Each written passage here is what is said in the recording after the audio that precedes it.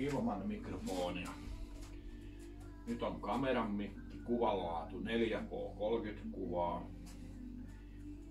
Musta naama tulee, jos on niin on ton lampun alla.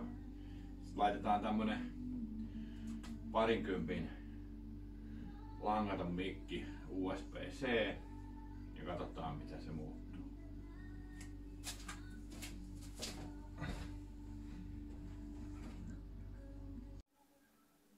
Noin. Nyt meillä on siinä tommonen 20 langaton mikki. Kiinni, muuten kaikki speksit samana. Niin onhan tässä nyt vissi ero tässä hommassa. Siinä Kia etenee. Siinä on keinut paikallaan, hydrauliset nostajat tai säätimet. Ja keinoja oli poikki ainakin puolet ja kun ei oikein tarkkaan tiedä mitä siinä on käynyt, niin vaihdetaan nyt kaikki keinut, kaikki noin nostajat. Venttiiliin ei ole kajottu. Siis tarina kertoo, että sitä on startattu, kun on ollut jakoketju pois. Eli venttiilikoneesta ei ole pyörinyt ollenkaan, niin sen takia sieltä on paukahtanut ne venttiilit. Taikka keinut mennyt poikki siis.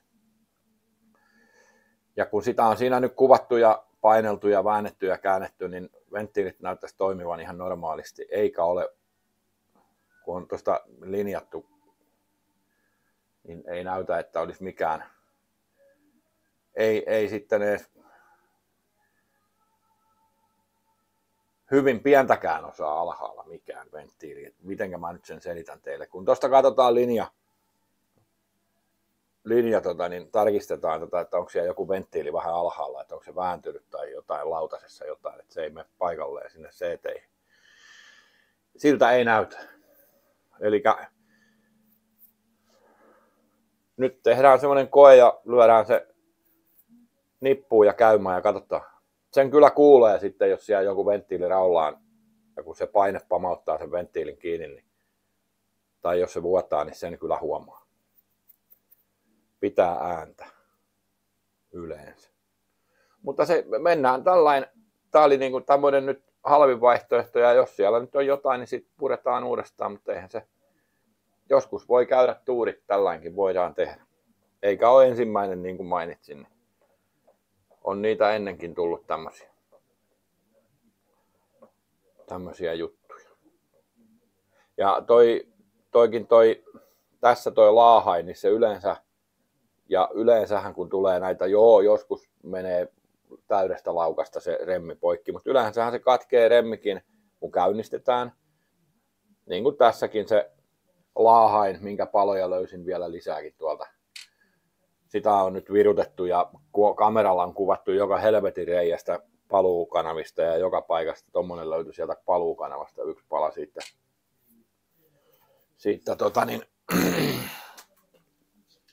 laahaimesta ja täällä on ne kaikki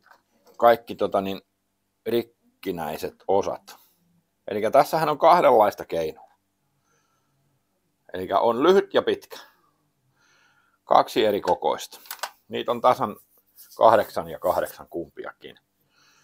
Mä näytän ton linjan. Se on outo, kun se venttiilikoneisto on käännetty niin kuin kun venttiilit on yleensä kansi on näin, niin venttiilit on aina näin. Niin tässä ne onkin näin. Ei ole harvinainen ja ainutlaatuinen, vaan näitä on muissakin näin toteutettu. Niin keinujen linjat, niin nekin on inansa pielessä, niin kuin toinen on eri kohdassa kuin toinen, molemmin puoli. Mä näytän kuvan tästä, niin näette sen linjan, se on hassun näköinen. Niin se sekoittaa, kun silloin alkuun kun pyörittelee sitä ja sitten katsot tuolla kameralla, kun etsiä oikein, että kuinka päin se kamera on tuo pytyssä ja mikä venttiili nyt pitäisi aueta, niin sitten kun ne on vielä näin, niin tämmöinen pikkusen yksinkertaisempi kaveri niin ei meinaa millään ymmärtää sitä, tajuta ja nähdä sitä oikein, että mitä siellä nyt tapahtuu ja mikä nyt pitäisi mennä ja tulla. Mutta se on semmoista. Ai niin, siellä mennään kokeilemaan nyt sitten Ariensia tänään plussan puolella kunnolla ja Aura kävi vetämään tuohon portille semmoisen hyytelömäisen vesivallin. Tässä on se pakoputken suojapellistä se osa. Kun minä ihmettelin, mikä helvetin omituisen näköinen mytty, että mikä tuo maksalaatikko joltain pudonnut perkele, että se on se kotelo siitä kuori, mutta ei. Tämähän on semmoinen pakoputken suojapelti, alumiininen pelti. Ja tämä oli juntannut sinne heittosiiven väliin lingossa. Oli sitten jumalauta, anteeksi kiroilen, niin oikeasti kireessä. Joutui sorkkaraudalla vääntelemään ja murjoon, että sen sai pois sieltä. Kun siinä lingossa on ne siivet on varmaan jotain 3 millin tavaraa, tai voi olla paksumpaakin, niin nehän ei sitten anna myötä. Tästä tuli tämmöinen tiivis paketti. Ja onnettomuudessa ei hajonnut mitään. Että on se kai vissiin aika lujaa tekoa. Oho, se linkokin. No, pistetään tonne. Mutta joo, käydään sitäkin kokeilemassa. Mä rupeen pisteleen... niin, juu, ja tosta lähikuva. Putsasin noin suuttimet tossa ja tietysti täältä on pesty kaikkia suuttimen noi reijät. Niin tässä, kattokaa. Mielenkiintoisen näköinen tämä yksi suuttimen tiivistä. Tähän on syöpynyt 2 tommoista uraa. Tää on vuotanut sitten kauan. Ja tämä on nyt se ongelma tämmöisissä ratkaisuissa, kun se on avoin se. Toisaalta ongelma, toisaalta se on hyvä, että se on näin, mutta toisaalta ei. Sähän et huomaa tämmöistä pientä vuotoa sieltä ihan kauhean helposti. Taas vastaavasti joku Mersu, mikä tekee semmoisen pikivuoren siihen, täyttää sen koko kolonsa, saa piikata sen, hakee paineilmapiikkauslaitteet ja kallioporan, että sen saa sen suuttimen sieltä pois. Se on vielä huonompi vaihtoehto. Mutta toisaalta tämä on parempi, että se vuotaa noin, mutta toisaalta taas huono, sä et huomaa sitä, jos se vuotaa tollain pikkusen. Toi on niin pieni vuoto ollut, että se on supsutellut tonne venäkopan sisään tosta. Niin. Joo. Tai ehkä, en tiedä, onko toi jo semmonen vuoto, että olisi huomannut joku tarkkakorvainen. Ehkä, en tiedä. Voi olla. Mutta tällainen, tää nyt koitetaan, pistetään käymään ja katsotaan mitä mä nyt kuvailen. Mä kasaan sen, sinne tulee nyt toi nokkien se kehto. Sitten tulee nokat, nokkapukit. Sitten kotelo tohon ja jakopää paikalleen. Ja tämä ei ole mikään sillain paha, vaikka tässä on paljon tavaraa, niin tässä on ihan hyvin tilaa. Tämä on ihan sillain ok tehtävä. Tee tuolta vielä vanhoja liimoja pois tää. Saa ton venäkopan pitää sitten. Ja sitten siihen tulee tämmönen. Sen verran nyt näytän tätä rakennettavia. Eli tässä on niinku tämmönen kehto. Noista tulee suuttimet läpi ja sitten tänne väliin jää semmonen tyhjä rako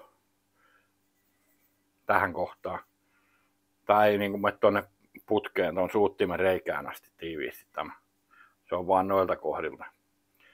Ja tää pitää tänne tällään muljutella, että saa, ja kannenpulteille on koloja ja kaikkia. Tää on vähän tämmönen. Ei tämä ole hassumpi systeemi tämäkään. Onhan näitä. Ja sitten on niitä, kun on vielä hassumpia, että se on siinä venttiilikopassa kaikki, niin mä en tiedä, onko sekään nyt hyvä sitten, mutta ehkä se on. Tai ehkä en tiedä. Ei tämä nyt pöllömpi ole tällä tällä kasat. Se tulee siihen. Sitten tarkistetaan, että kaikki keinut on paikallaan. Eikä ne ole sieltä lähtenyt mihinkään omille teilleen. Noin. Sitten vähän öljyä. Liukupintoihin vähän öljyä. Noniin. Ja vähän keinuihinkin on kyllä jo laittanutkin, mutta Pistetään nyt vielä. Ei sitä liikaa öljyä. Varsinkin näin, kun sitä on pesty ja putsailtu, kun siellä ei ole sitä. Onko mun pumppukannu tyhjä? Herran jestä, ei kai.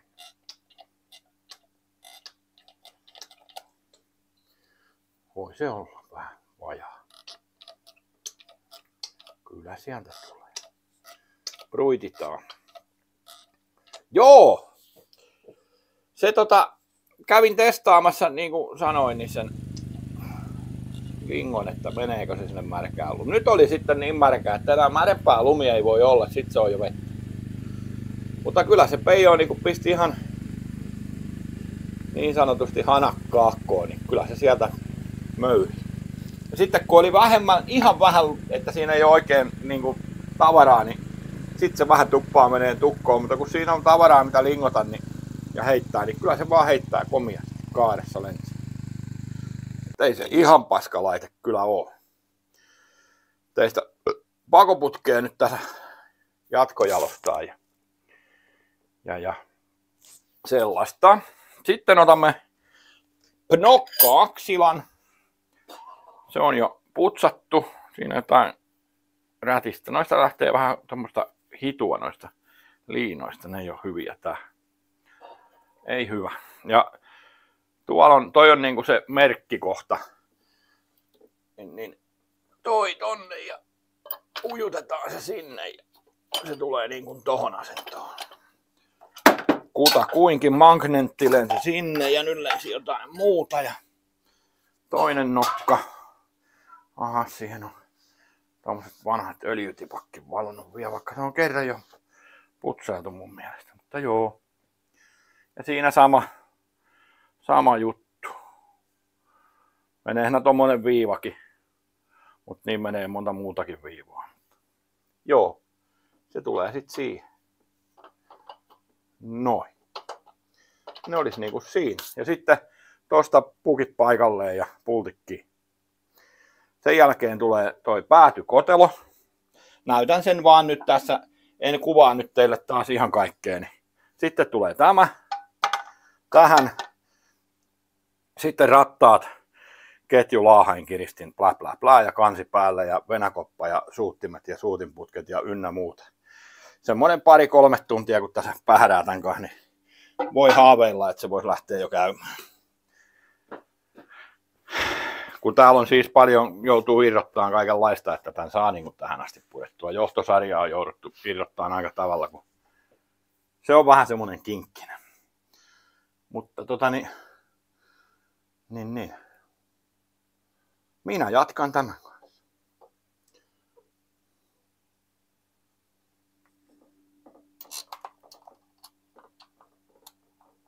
Ai niin, öljyä pitää vielä laittaa sinne. Pruittia tonnekin välein. Kattokaa nyt tässä kun kuvailee, meinaa unehtaa kaikkea.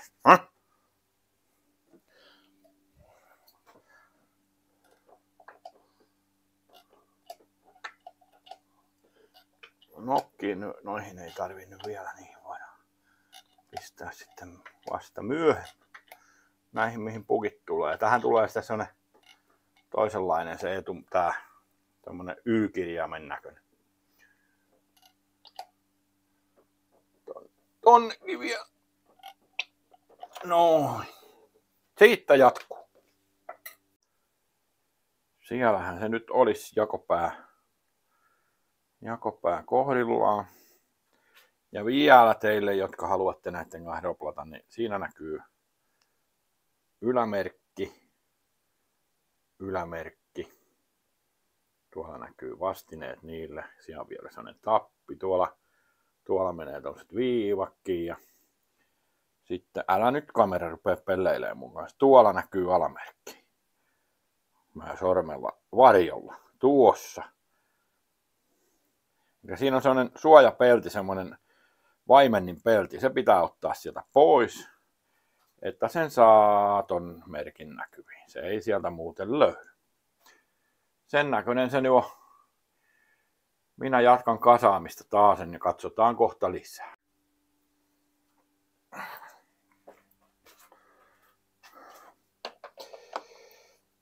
Joo. Kyllä se siitä valmistuu tämäkin joskus. Onpas ahdas. Ja meisteli tuo takana vähän pitää johtolistaa. Siellä on tommonen johtokouru tuo takana. Yksi semmonen, että jos näkisin sen insinöörin, niin kysyisin, että mikä idea. Oishan ton voinut pikkusen toisella laillakin tehdä. Että on ihan sitten helvetin hankala. Se on tuota takaa kiinni. Jos sen irrottaa, niin mulla menee tunti. Jollain muulla ei ehkä mene, mutta mulla menee. Aivan sitten jäätävässä paikassa. Olisi voinut vähän toisella lailla suunnitella sen. Siellä rupeisi olemaan niin kuin suuttimia vailla ja piuhoja ja suuttimen putkia ja moniuraremmiä. Että niin kuin loppusuora häämöttää. Ei olisi ihan kauheasti enää, niin saatais seuraava potilas jouluna jotain tekemistä, kun verstaalla vehkeitä rivissä. Tee vähän omia vehkeitä huoltaa ja otan oman kiian tähän ja sitikkaan kattoo se, kun siellä palaa se 600 000, 590 000 ettu sitikkaa ja mä otan apsianturissa. Vika, kamala, ihan paska auto. Ei sitikoilla mitään. Siis kyseessä on niille, jotka nyt ei ole ihan seurannut kaikkia juttuja. Niin meillä on sellainen sitikka C4 Grand Picasso 2-litrainen dieseli robottilaatikolla ja mittarissa on se aika tarkkaan 590 000. Ja on alkuperäinen kone ja laatikkoja. Hyvin pienillä on korjauksilla on menty siihen asti. Ei mitään siis normaalista poikkeavaa, mutta kun sanoo niin ja miettii tämän päivän autoja, niin 100 000 kohdalla vaihdetaan kone, kun ei jakopää kestä. Tällä on ajettu 330 tonnia ja laahain poikki. Pikkusuunnitteluvirhe, muuten koneessa mitään vikaa. Ihan hyviä koneita tuntuu olevan nämäkin. Toi on nyt niin kuin oikeastaan ainoa ja sitten se öljyn lauhdutin, mikä näissä on tuo koneen kyljessä tuo lohkon sisällä, niin niitä on näistä mennyt ja tiivisteitä. Omaani vaihdoin tiivisteet. Ja nyt on vähän sellainen olo, että onko se mennyt se lauhdutin sieltä kans rikki. Se taas on ruvennut lykkään öljyä sinne jäähdytysnesteen sekaan, niin se tarvii nyt mun katsoa. Ei mitenkään hullun lailla, mutta se taas pussautti vähän sieltä paisarin kautta sitä öljyä, rupesi tursuaan sieltä, kun se meni vähän pönttöön täyteen. Taikka semmoista paskaa tulee sieltä. Kyllähän se toimii se auto, ei siinä, mutta en tykkää, että siellä on tippaakaan ylimääräistä siellä sitä ainetta. Siksi se seisoo nyt tossa, en ajanut sillä ennen kuin katon sen.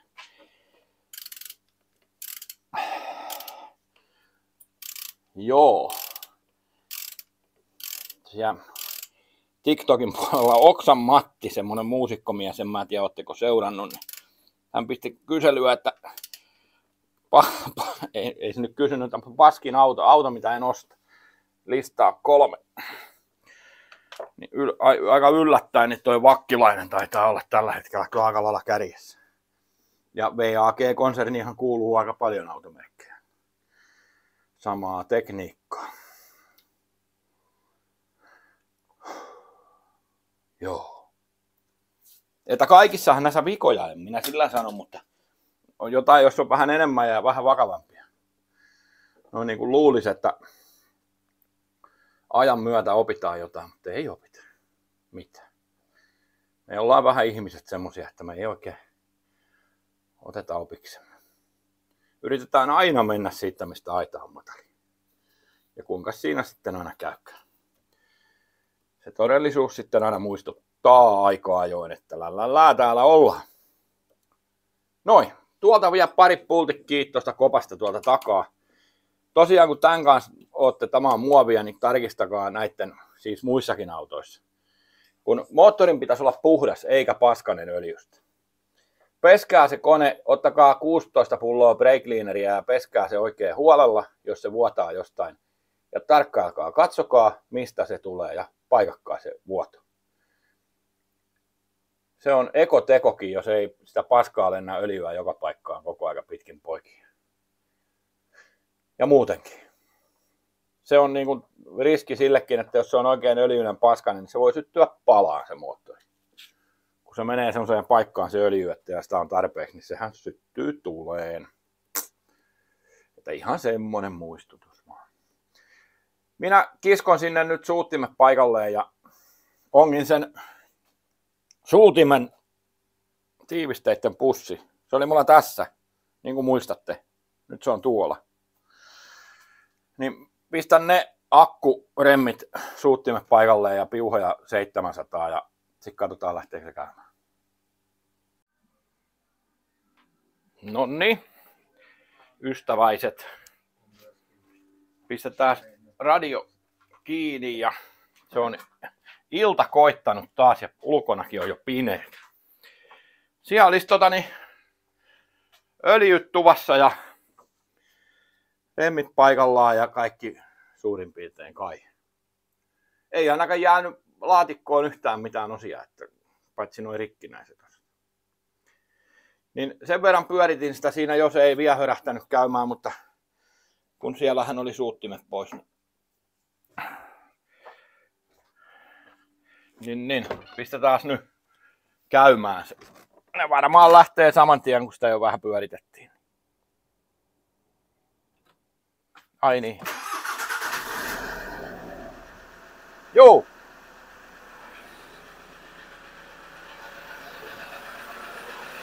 Sehän lähti käymään. Ja kuulostaa ihan just siltä, miltä sen pitää. En käytä kauaa, etten tukehdu tänne pajaa.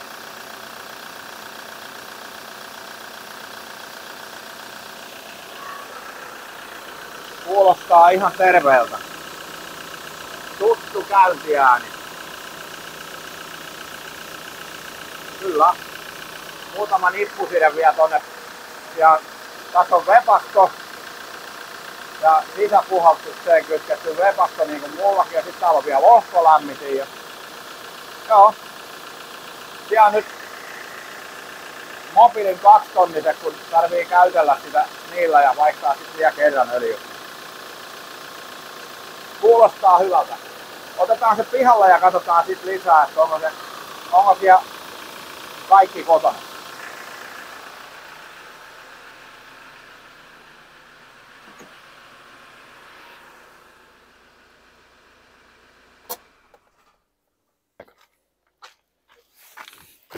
Tuon tuukot hyppikää. Pistetään kiia tulille ja ai niin, kun tässä pitää painaa kytkintä, tämä on manuaali. Niin. Noin, se lähti käymään ja kuulostaa ainakin siltä, miltä pitää. Mä pistän nokkapellin vielä kiinni. Edelleenkin se toimii ja otetaan pieni savunäyte.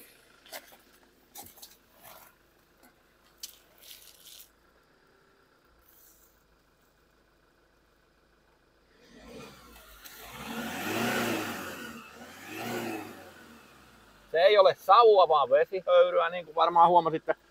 Mennään ajaan pikku lenkkiä ja katsotaan, toimiiko se.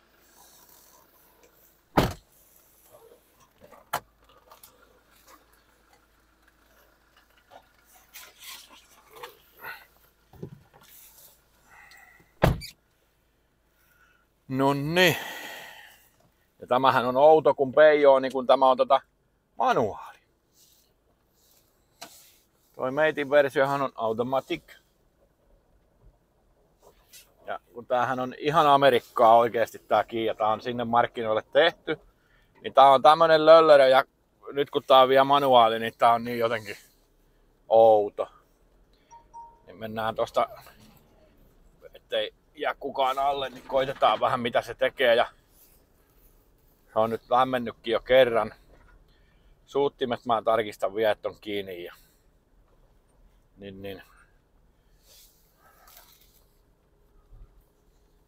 Siitä kun annetaan sille vähän kauroja, niin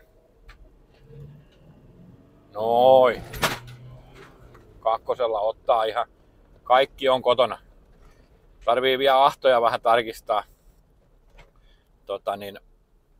Pistää piuhan päähän ja katsoo mitä siellä on ahtojen pyynti ja mihinkä asti sen ne nostaa. Mutta tuntuisi siltä, että kyllä täällä kaikki kotona ja on vähän liukasta ja nelivetokin tuntuisi toimiva. Menee päälle. Kyllä vain.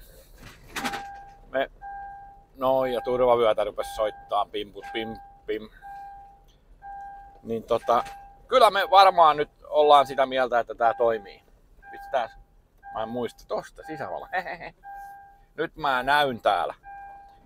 Olisiko se pitänyt heti laittaa? Joo.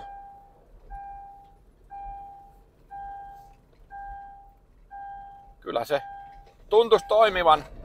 Ja mitään takuutahan tämmöiselle nyt ei voi antaa, kun se on nyt ihan sitten arpaa, että sieltähän voi venttiili tippua, lautanen. Mutta toistaiseksi ainakin vaikuttaisi, että toimii. Tässä on vähän liukasta, niin ESP siellä vilkuttaa, ei anna mennä. Tää on semmonen lelu, että kun pistää ESPn pois päältä, niin noin. Niin sit tällä voi ajella tällä. Vähän niinku reippaamme. Ja se pysyy pois päältä, että siellä vähän tavaraa takakontissa kolisee. Mutta joo.